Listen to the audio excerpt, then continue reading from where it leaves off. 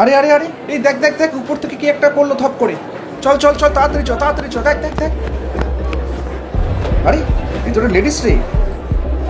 তাই তো তাই তো, ওই তো পড়লো, ওই ওই ওই ওই যে ওই যে ওই রামেশ্বর না? হ্যাঁ, ওই রামেশ্বর অ্যাপার্টমেন্ট। এই সালা রামেশ্বরই যত গোলমাল। থানায় ফোন করুন, কেউ একজন থানায় ফোন করুন তাড়াতাড়ি। পড়ে গেল না কেউ ফেলে দিল কে জানে।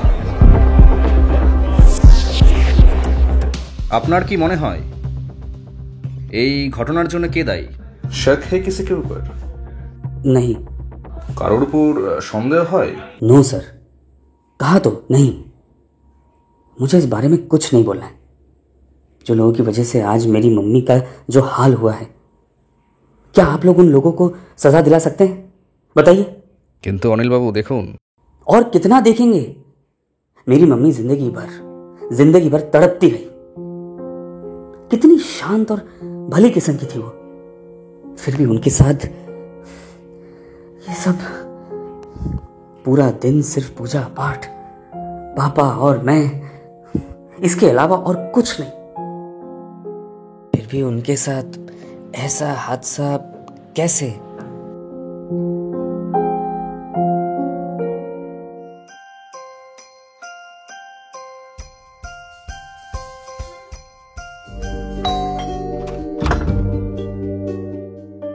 कौन आया इतनी रात में?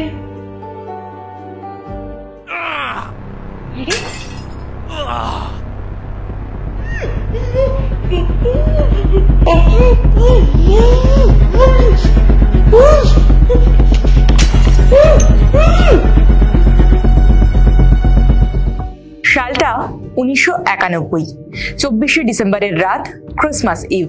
কলকাতার আর 5টা অভিজাত জায়গার মতো বালিগঞ্জের রামেশ্বর অ্যাপার্টমেন্টের ফ্ল্যাট নাম্বার 10C-তেও সেদিন চলছিল ক্রিসমাস ইভের প্রস্তুতি। প্রতি বছরের মতো এই বছরও ওই অভিজাত অ্যাপার্টমেন্টের আলোর জেল্লা আর হাউস পার্টির থিম মিউজিকে গমগম করছিল চারিদিক। কিন্তু বাকি বছরগুলোর সঙ্গে এই বছরের একটা তফাৎ ছিল। বড়দিনের আগের সেই আলো ঝলমলের রাত অভিশাপ হয়ে নেমে এসেছিল ওই অ্যাপার্টমেন্টেরই একটা পরিবারে। আজ সেই কাহিনী।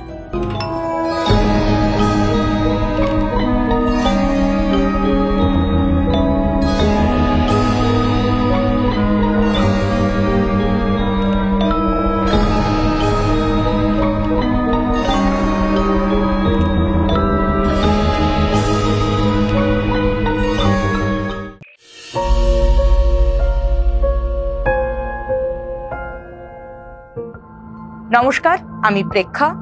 ফ্রেন্ডস অফ ওয়েস্ট বেঙ্গল পুলিশের রোমহর্ষক ক্রাইম সিরিজ ক্রাইম ক্রনিক্যালসের আরো একটি এপিসোডে আপনাদের স্বাগত। আসুন শুরু করা যাক সেই কাহিনী।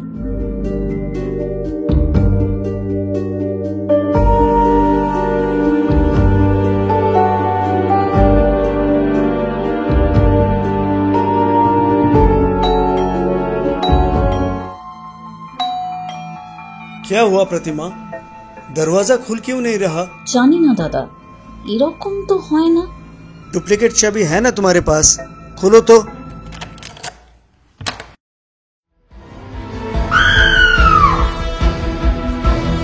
উনিশশো 1991 সালের বড়দিনের সকাল, যে সকালের কথা বলছি আপনাদের। নিজের পাশের ফ্ল্যাটের দরজা খুলে যুগল কিশোর খেতওয়াত এবং বাড়ির পরিচারিকা প্রতিমা দেখেছিলেন স্টাডি রুমের কার্পেটের উপর পড়ে আছে তারই প্রতিবেশী 59 বছরের গিরিশ কুমার নওলাখার নিথর দেহ, ডেড বডি। গলায় দামি শাল দিয়ে ফাঁস দেওয়া, নাক মুখ দিয়ে চুইয়ে পড়ছে রক্ত। মৃতদেহের পাশে একজোড়া পুরনো ছেঁড়া চপ্পল, একটু দূরে একটা খালি গ্লাস। ফ্ল্যাটের 2টি বেডরুমের একটিতে উপুর হয়ে পড়ে আছেন গিরিশের স্ত্রী 55 বছরের বীণা নওলাখা। চোখে মুখে আঘাতের চিহ্ন স্পষ্ট, গলায় শাড়ি জড়ানো। মনে হয় ফাঁস দেওয়ার চেষ্টা করছিল আততায়ী বা আততায়ীরা। ফ্ল্যাটের একটি মাত্র ঘর অক্ষত, যেখানে সস্ত্রীক থাকতেন নওলাখা দম্পতির পুত্র নীলেশ। বড়দিনের ছুটিতে নীলেশ এবং তার স্ত্রী ছিলেন শহরের বাইরে। বাকি ঘরগুলো তছনছ, কাঠের আলমারি ভাঙা। জিনিসপত্র যে লুট করা হয়েছে তা বুঝতে অসুবিধা হয় না।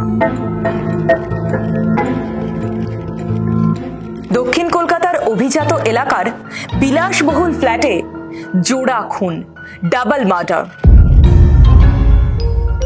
এ নিয়ে যে ঠিক কি পরিমাণ হইচই হতে পারে তা বুঝতে বাকি ছিল না পুলিশের। দ্রুত তদন্ত চলে গেল গোয়েন্দা বিভাগের হাতে। দায়িত্বে রইলেন লালবাজার গোয়েন্দা বিভাগের হোমিসাইড সেকশনের তরুণ সাব ইন্সপেক্টর সুজিত মিত্র। পোস্টমর্টেমও হলো দ্রুত। জানা গেল শ্বাসরোধ হয়ে খুন হয়েছেন নওলাখা দম্পতি। খুনটা কখন হলো?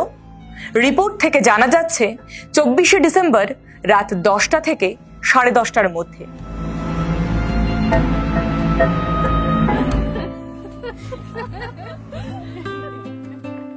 थैंक यू जुगल, तुम्हारा बहुत शुक्रगुजार है हम। अरे गिरीश, ऐसा क्यों बोल रहे हो? हम दोस्त नहीं है क्या? नहीं, फिर भी एक तो इतने कम पैसों में आप लोगों ने हमको ये घर दिया, ऊपर से अभी कर्ज भी तो हम लोगों ने पूरा नहीं चुका पाए हैं ना। अरे चुका देना धीरे धीरे, हम भाग थोड़ी रहे हैं यहाँ से। फिर एक और एहसान करो, तुम और भाभी दोनों मिलकर कल लंच पे आ जाओ यहाँ। क्यों भाभी, ठीक है? जी जरूर। तो फिर ठीक है, एक काम करते हैं, हम सब कोई मिलके एक फोटो भी ले लेंगे साथ में। क्यों नहीं भाभी, ये दिन इतना स्पेशल जो है। ठीक है बाबा, ये तुम्हारा हर दिन का फोटो खिंचवाने का शौक। जब से ये जापानी कैमरा खरीदी है तब से हर वक्त फोटो और फोटो। उफ।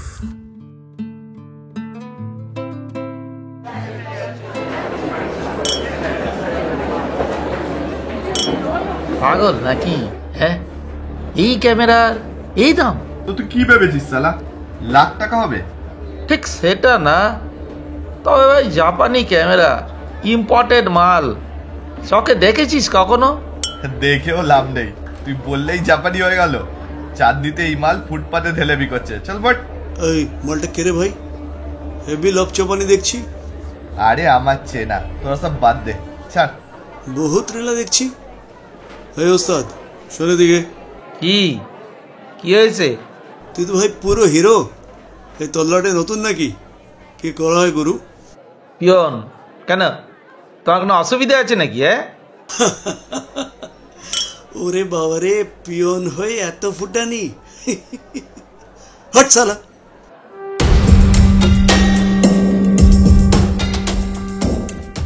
স্যার, গতকাল আর আজ সারাদিনে বিল্ডিংয়ের প্রায় সবার জেরা শেষ। প্রতিটা ফ্লোরে সার্ভেন্টস কোয়ার্টার আছে, আর ওদের বাড়িতে যারা কাজ করতো, প্রতিমা, শম্ভু, মনিকা, ওরা কোয়ার্টারেই থাকতো। ওদেরকেও জেরা করা হয়ে গেছে। আর বিল্ডিংয়ের বাকি রেসিডেন্টস, ডোমেস্টিক স্টাফ সবাইকেই। কিন্তু স্যার কোনো লিড পাইনি। তবে একটা কথা পরিষ্কার স্যার, এটা ইনসাইড জব হতেই হবে। কারণ 24 তারিখ রাত্রে ফ্ল্যাটের দরজা খোলা হয়েছিল, ভাঙা নয়। সে যেই এসে থাকুক, তাকে চিনতেন নওলাখাড়া। দরজা স্যার ভেতর থেকেই খোলা হয়েছিল। কিন্তু সুজিত, বডি তো খেতোয়াতি প্রথম দেখেছিলেন। হ্যাঁ স্যার, উনি রোজ ব্রেকফাস্ট করতেন গিরিশ আর বিনার সঙ্গে। আর ওই যে একজোড়া ছেঁড়া চটি পাওয়া গেছিল মিস্টার নওলাখার বডির পাশে, তার কি হলো? ওটা আইডেন্টিফাই করতে পারলে তো স্যার লিড পেয়ে যেতাম। সোর্স লাগাও সুজিত, সোর্স। এভাবে জনে জনে জিজ্ঞেস করে হবে না। খবরের কাগজে যা শুরু হয়েছে, আমাদের হাতে কিন্তু খুব একটা সময় আর নেই। টাকা পয়সা তো বেশ কিছু মিসিং, আশেপাশে খোঁজ লাগাও। হঠাৎ করে কেউ খুব বেশি টাকা ওড়াচ্ছে কিনা। ইয়েস স্যার, আমি কথা বলেছি অলরেডি। ওয়ান মোর থিং, এই খেতোয়াত আর নওলাখাদের সম্পর্ক কিরকম? অনেক বছরের বন্ধুত্ব স্যার। এই বাড়িতে আসার আগে নওলাখাড়া বালিগঞ্জের মুলেন স্ট্রিটে থাকতেন। তারপর যুগল কিশোরের কাছ থেকে এই বিল্ডিংয়ে একটা ফ্ল্যাট কেনেন। তাহলে কি জানা যাচ্ছে? মোটামুটি জানা যাচ্ছে এই যে 70-এর দশকের শেষ দিকে বালিগঞ্জের রামেশ্বর অ্যাপার্টমেন্টে 3টি ফ্ল্যাট কেনেন যুগল কিশোর খেতওয়াত। কনস্ট্রাকশন আর ট্রান্সপোর্টের বিজনেস ছিল খেতওয়াত পরিবারের।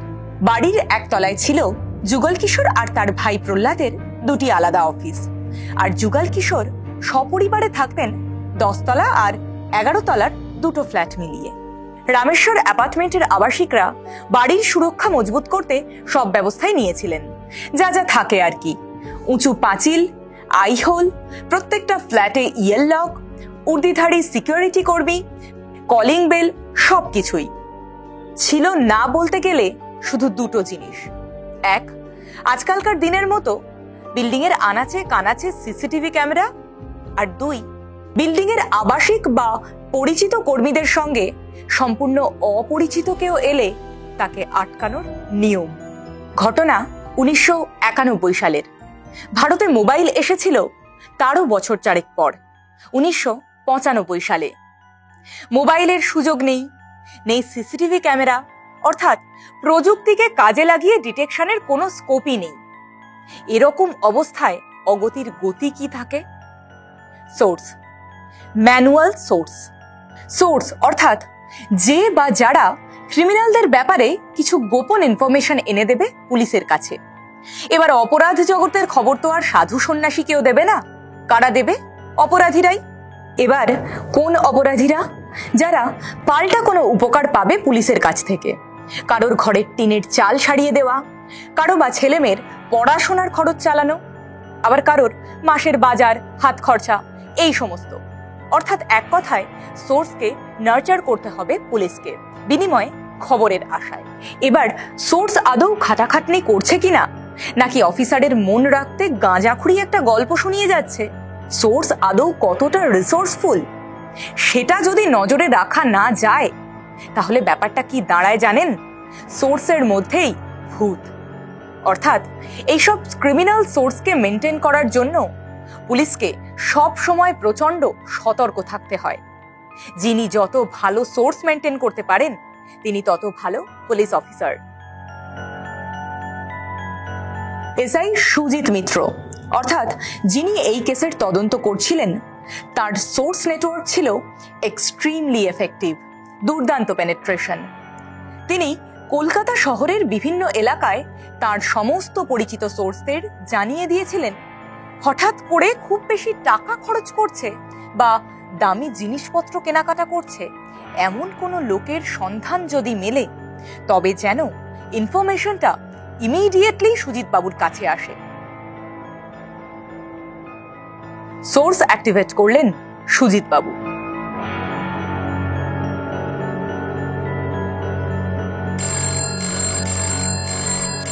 একটা খবর আছে স্যার। বল।